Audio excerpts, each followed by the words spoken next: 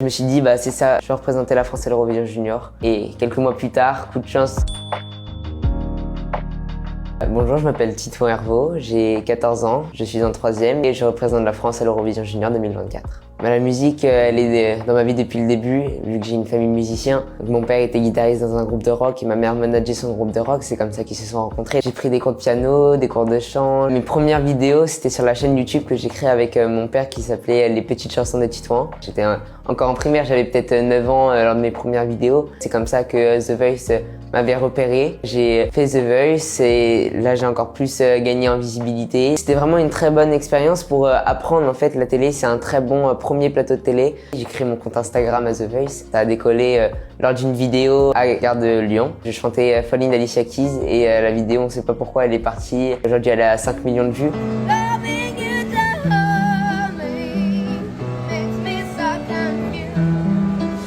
Entre Dream Team et The Voice, à la fois c'était assez similaire et aussi très différent. Vu que Matt Pokora c'est quand même un showman, à The Voice j'étais avec Julien Doré qui l'est aussi, mais Matt Pokora on le voit surtout avec la danse etc.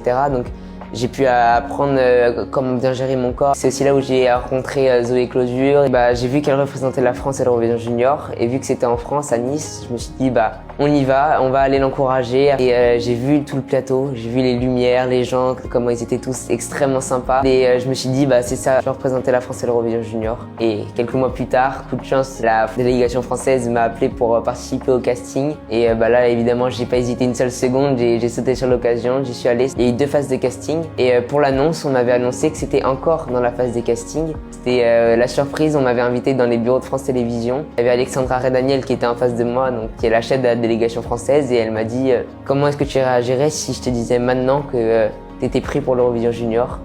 Et je lui ai dit ce serait une excellente nouvelle. Elle m'a dit alors c'est une excellente nouvelle, tu es pris pour l'Eurovision Junior. Et là c'était incroyable. Ce soir, on est bien sur la terre, toi et moi, on pourrait dessiner